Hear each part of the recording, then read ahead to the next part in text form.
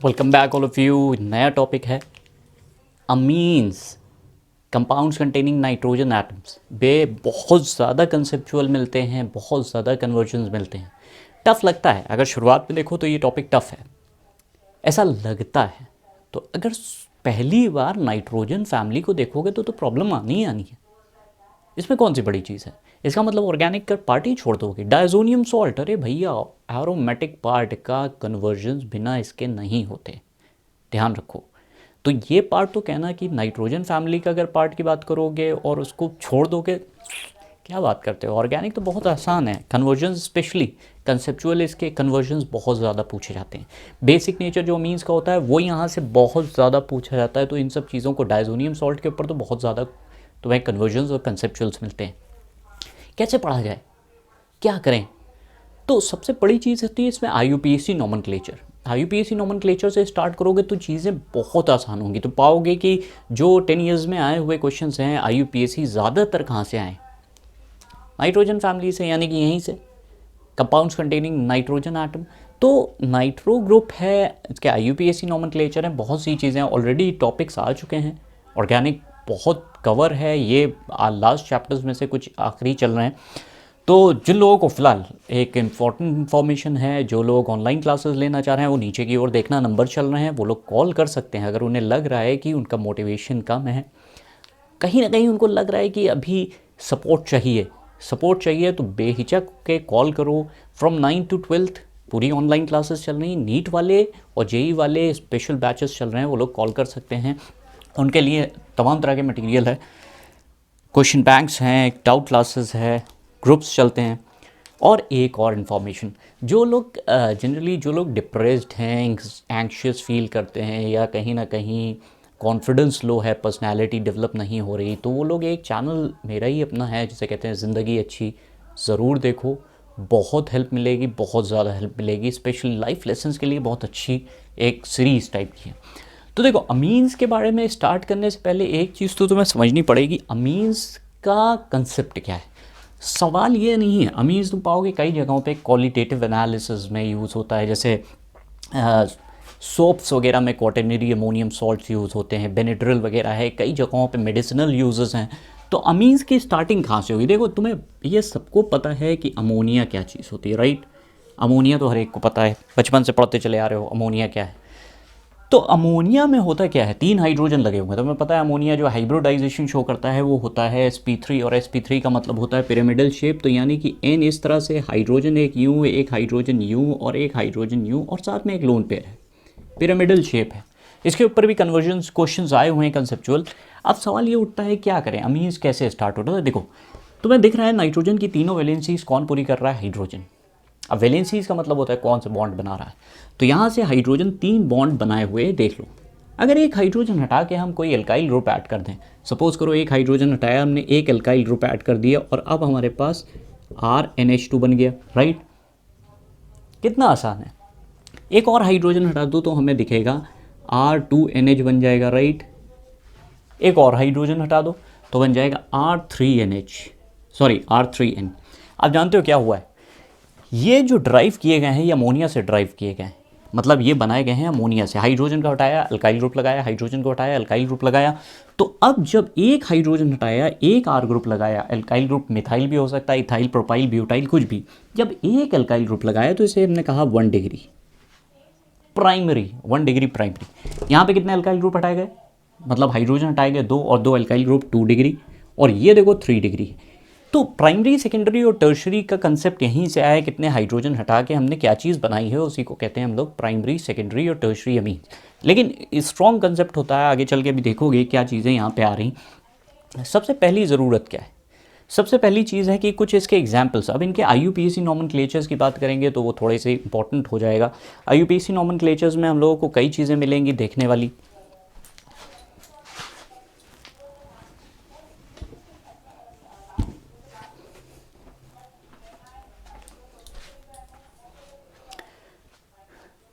तो IUPAC में बहुत सी चीज़ें मिलेंगी, लेकिन इसके एग्जाम्पल्स करना ज़्यादा इंपॉर्टेंट है। तो पहली चीज़ हम लोग देखते हैं कुछ एग्जाम्पल्स। देखो इनके IUPAC नेम्स थोड़े इंपॉर्टेंट हैं, उनको ध्यान समझना। जैसे एग्जाम्पल हम लोग सबसे पहला करते हैं, मान लो हम लोगों ने लिया CH3 CH2 NH2। अब यहाँ पे तुम देखो तो हमें याद रखना है सिर्फ एक चीज़ की, नाइट्रोजन के साथ कितने हाइड्रोजन जुड़े हुए हैं, सिर्फ ये देखना है। तो यहाँ पे तुम देख रहे हो नाइट्रोजन के साथ 2 हाइड्रोजन है, मतलब ये प्राइमरी ही होगा।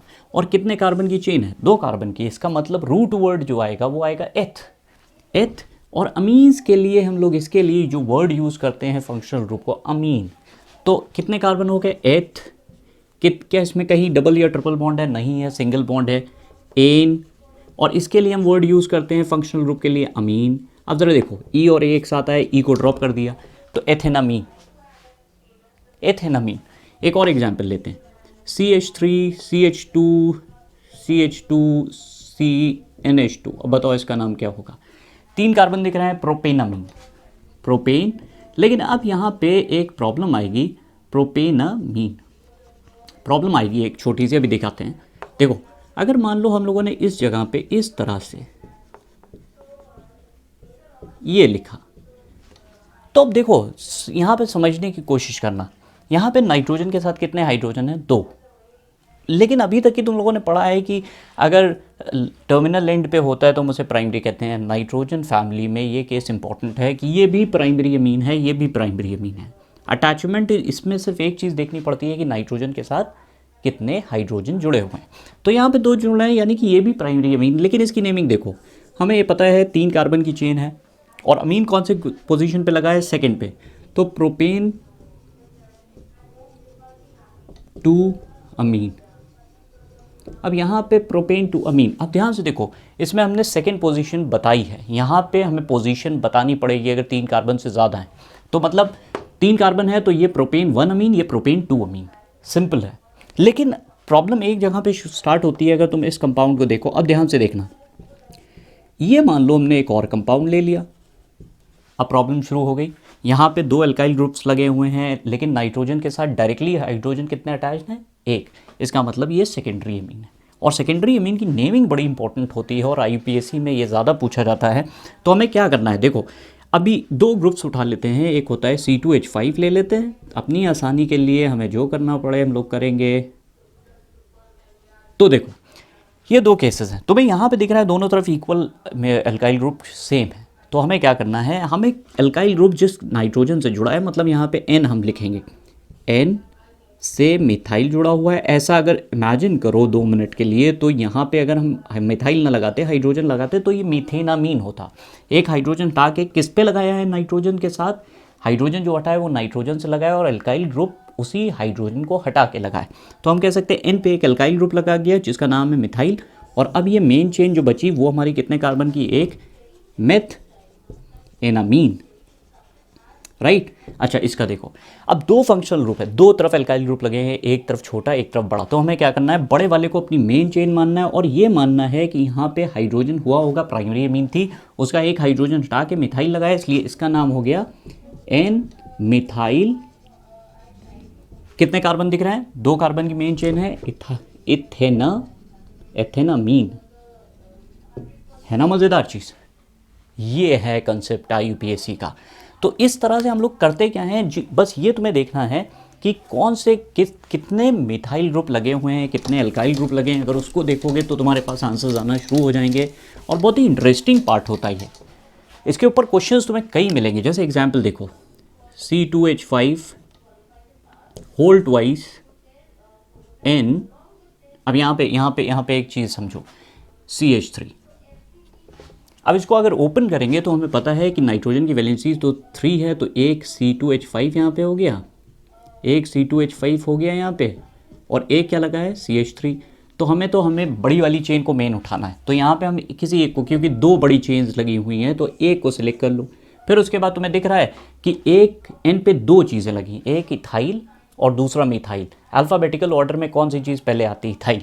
तो हम क्या करेंगे, N इथाइल, N मिथाइल, कितने कार्बन की चेन है, एथेनामीन। और साथ में एक चीज़ और नोटिस करो, तो ये हमारे पास कौन सी चीज़ है, ये हमारे पास है टर्शरी अमीन। एक बड़ा इंपॉर्टेंट कंसेप्ट आता है, वो आता है इस कंपाउंड का। इसमें बड़ा कन्फ्यूजन होता है कि ये क्या चीज़ है सर जी। इसको कहते हैं, बहुत मशहूर कंपाउंड है, कई बार नाम सुना होगा लेकिन ध्यान से उतर जाता है, इसको कहते हैं एनिलीन, राइट। इसको एनिलीन कहते हैं। लेकिन इसको एनिलीन के साथ साथ एक इम्पॉर्टेंट चीज़ और भी है, इसका IUPAC ने एक और नाम भी इसका दिया है, वो है बेंजीनामीन। बेंजीन ऐसे लिखा था, बेंजीन अमीन। अब फिर से हमें क्या करना है, ई को ड्रॉप कर देना है, बेंजामीन, बेंजीनामीन। तो ये याद रखो, यहाँ पे ऐसे कंपाउंड्स की नेमिंग बड़ी इंपॉर्टेंट होती है। जैसे मान लो हमने अगर कंपाउंड ये ले लिया, ये इंपॉर्टेंट है, बहुत बहुत इंपॉर्टेंट है। मान लो यहाँ पे CH3 एक जुड़ा हुआ है, एक CH3 यहाँ जुड़ा हुआ है, तो हमें साफ साफ दिख रहा है कि ये एक टर्शरी अमीन है। अब इसके लिए हम क्या करेंगे, NN डाइमिथाइल बेंजीनामीन। NN डाइमिथाइल, अक्सर एक और इसमें पार्ट होता है N, डाइमिथाइल। और ये कंपाउंड क्या था, अगर यहाँ पे हाइड्रोजन लगा रहता तो हम इसको कहते बेंजीनामीन, लेकिन हाइड्रोजन हटा के लगाया, NN डाइमिथाइल 2 लगा दिए, और ये हाइड्रोजन यहाँ पे अगर होता तो हम इसे कहते बेंजीनामीन। तो ये बना हुआ कहाँ से है, ये बना हुआ बेंजीनामीन से है। एक और इसमें कंसेप्ट आता है, तुम इसको ये भी लिख सकते हो NN dimethyl aniline, NN dimethyl aniline. तो NN डाइमिथाइल एनिलीन भी इसका करेक्ट आंसर होगा।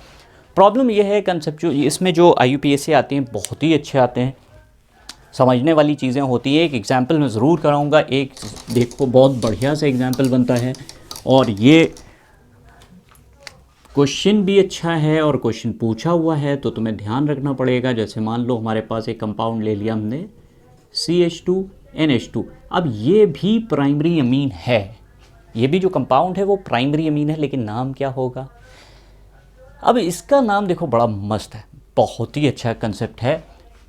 हमें ये मानना है कि ये मीथेन है और मीथेनामीन था, सपोज करो ये कंपाउंड था हमारा मेन।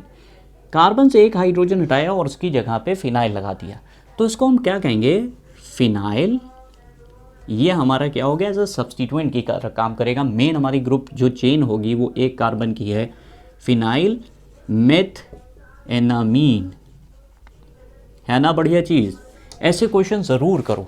इसी तरह से तुम पाओगे अमाइड्स के केसेस में भी हम लोग आएंगे, तो तुम्हें बहुत कुछ उसमें भी जानने को मिलेगा। लेकिन अब सवाल ये उठ रहा है कि IUPAC होने के बाद हम लोगों के पास क्या चीज़ बचती है। IUPAC के बाद हम लोग चलते हैं कुछ और इंटरेस्टिंग इसकी बातें करते हैं, बहुत मज़ेदार बातें होने जा रही हैं। तो जो लोग भी, फिर से बता रहा हूँ, जो लोग ऑनलाइन क्लासेस में जिनको भी लग रहा हो कि हाँ उनको मदद चाहिए, वो ज़रूर ऑनलाइन क्लासेस के लिए कॉल कर सकते हैं।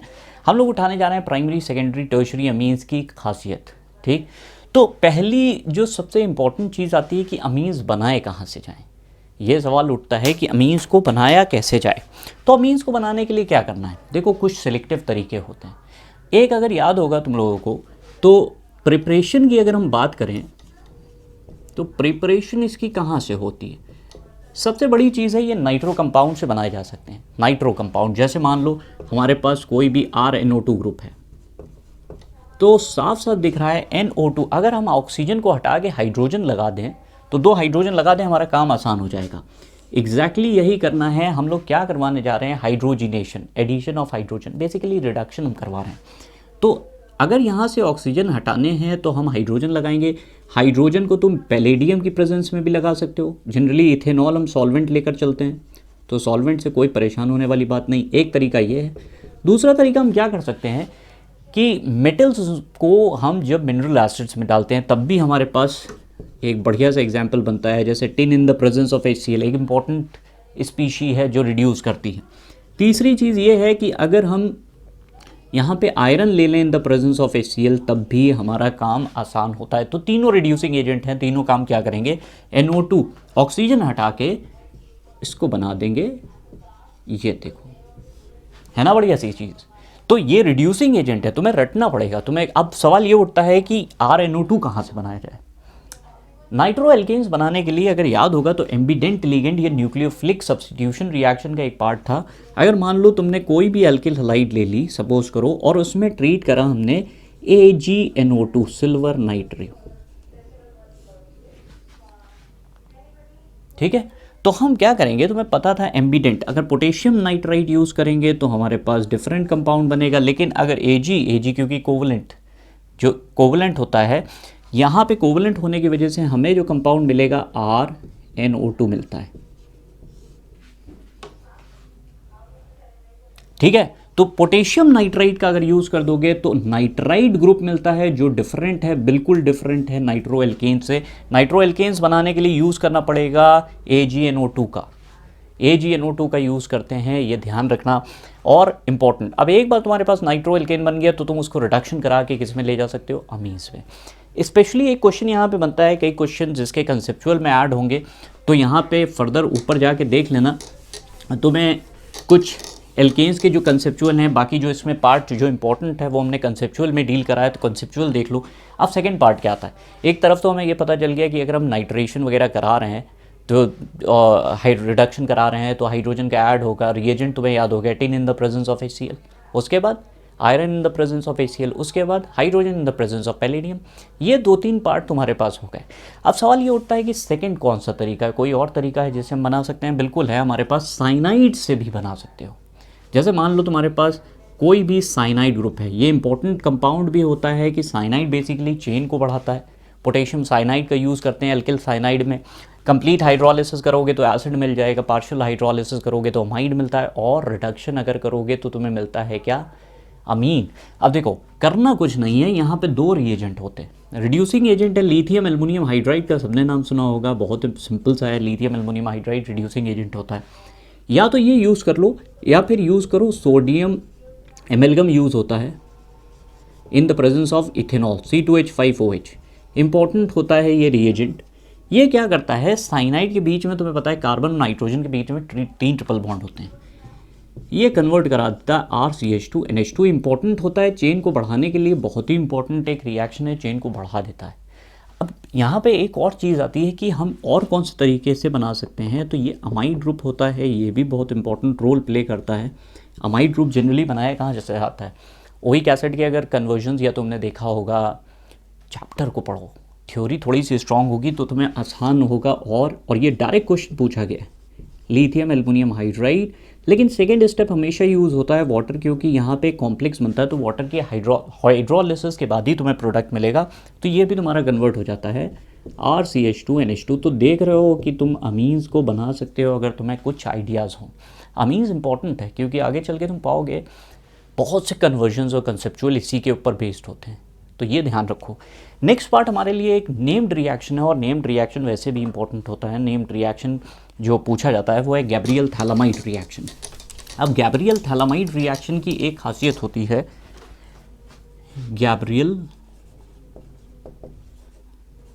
थैलामाइड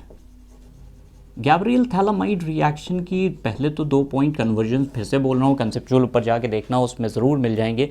गैब्रियल थैलामाइड से एरोमेटिक अमीन्स नहीं बन सकते। एरोमेटिक का मतलब NH2 group directly benzene ring से जुड़ा हो, ये नहीं कर सकते, पहली चीज़। सेकेंडरी और टर्शरी भी नहीं बन सकता। तो ये बेसिकली प्राइमरी अमीन्स बनाने का तरीका है। करा क्या जाता है, यहाँ पे थैलामाइड लेकर चलते हैं, इस कंपाउंड को कहते हैं थैलामाइड, ये होता है थैलामाइड।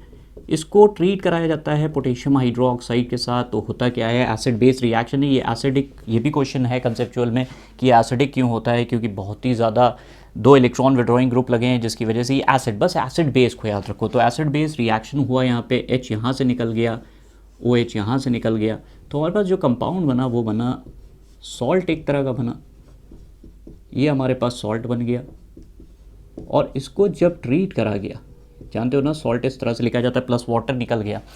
ये सॉल्ट को फर्दर हम ट्रीट कर देते हैं एल्किल हैलाइड के साथ। तो यहाँ पे अगर मान लो हमने कोई एल्किल हैलाइड ट्रीट कर दी, तो K और X, कोई भी एल्किल हैलाइड की बात कर रहे हैं लेकिन प्राइमरी होनी चाहिए, अभी जाके पता चल जाएगा। ये सॉल्ट यहाँ से KX निकल गया, हमारे पास जो कंपाउंड बना वो बना एक बहुत ही अच्छा कंपाउंड है। ये देखो यहाँ पे, क्या इसमें कोई प्रॉब्लम है, R। अब यहाँ पे जब इसकी हाइड्रोलिसिस कराई जाती है, अब हाइड्रोलिसिस का मतलब वाटर के साथ रिएक्शन, तो मैं सिंपल सा तरीका बताते हैं। हाइड्रोलिसिस का मतलब वाटर के साथ रिएक्शन, तो वाटर का रिएक्शन इस तरह से कर लो, H इधर की ओर दिखा दो और बचा हुआ OH वो इसके साथ जोड़ दो। एक H यहाँ पे, यानी कि 2 चाहिए होंगे ना, तो COH यहाँ से निकल गया, OH यहाँ से, और ये देखो RNH2 बन रहा है, RNH2 प्राइमरी अमीन, साथ में थालिक एसिड बन गया, इसको कहते हैं थालिक एसिड, ये हो गया थालिक एसिड। तो गैब्रियल थैलामाइड की सबसे अच्छी खासियत ये है प्राइमरी अमीन को बनाता है, प्राइमरी अमीन्स बनाने के लिए है। एरोमेटिक अमीन्स नहीं बन सकते, क्यों? क्योंकि अगर तुम यहाँ पे एरोमेटिक हैलाइड लेकर चलोगे, यानी कि क्लोरोबेंजीन वगैरह, तो क्लोरोबेंजीन हो गया, जितने एरोमेटिक हैलाइड्स होते हैं वो न्यूक्लियोफिलिक सब्स्टिट्यूशन रिएक्शन नहीं देते, इसलिए नहीं दे सकते। प्लस साथ में अगर तुम सेकेंडरी लेकर चलोगे तो वहाँ हाइड्रोजन होगा ही नहीं। जब मान लो अगर सेकेंडरी बनाना भी चाहते हो तो यहाँ पे अमाइड लेकर चले, RX ग्रुप लेकर चले, तो उसमें हाइड्रोजन होगा, रिमूव नहीं हो सकता। तो 3 तरीके, अभी इसको कंसेप्चुअल में और डील करा जाएगा।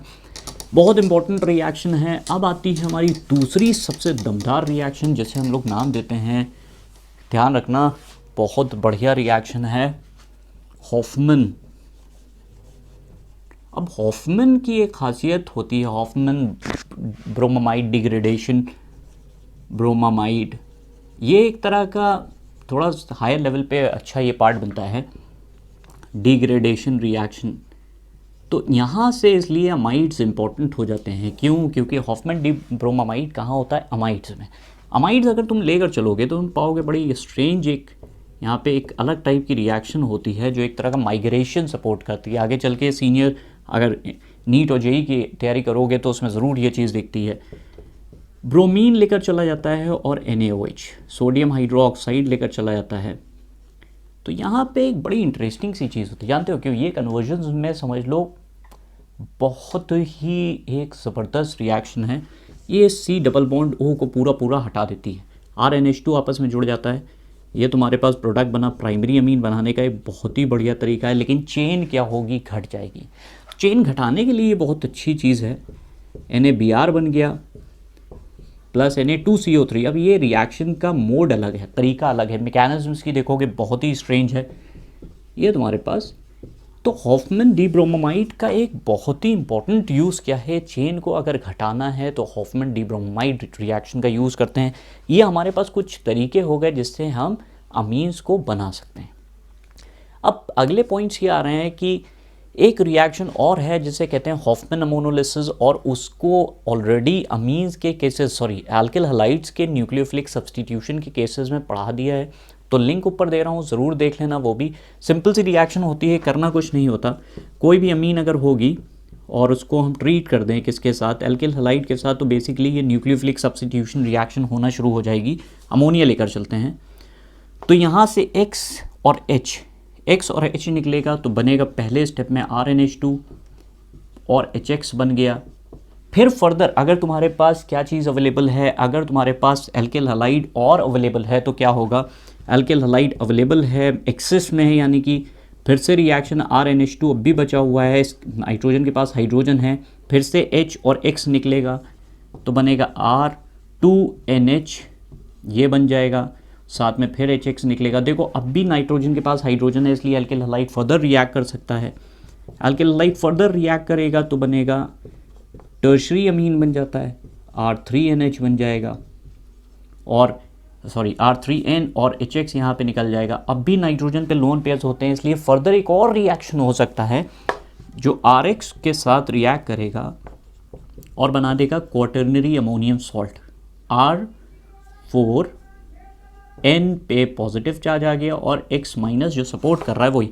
तो ये बेसिकली इसको कहते हैं हॉफमैन अमोनोलिसिस रिएक्शन। इसकी एक सबसे बड़ी प्रॉब्लम क्या होती है? सील्ड ट्यूब में होता है, मतलब रिएक्शन जो कराया जाता है सील्ड ट्यूब होता है, उसमें रिएक्शन 373 केल्विन के आसपास करवाते हैं, 100 डिग्री के आसपास। मिक्सचर पूछा जाता है क्यों ये प्रोसेस अच्छा नहीं? इसलिए नहीं अच्छा है क्योंकि यहाँ पे मिक्सचर मिल रहा है, प्राइमरी भी मिल रहा है, सेकेंडरी भी मिल रहा है, टर्शरी भी मिल रहा है, क्वाटर्नरी भी मिल रहा है। तो ये एक अच्छा तरीका नहीं है, क्योंकि सिंगल प्रोडक्ट नहीं मिल रहा है, हमें क्या करना पड़ेगा? उनको सेपरेट करना पड़ेगा। तो सेपरेट करने के लिए बहुत ज़्यादा यूजेज होता है, तमाम चीज़ें यूज़ होती हैं, इसलिए ये इतना अच्छा नहीं बोला। इसी को कहते हैं हॉफमैन अमोनोलिसिस रिएक्शन।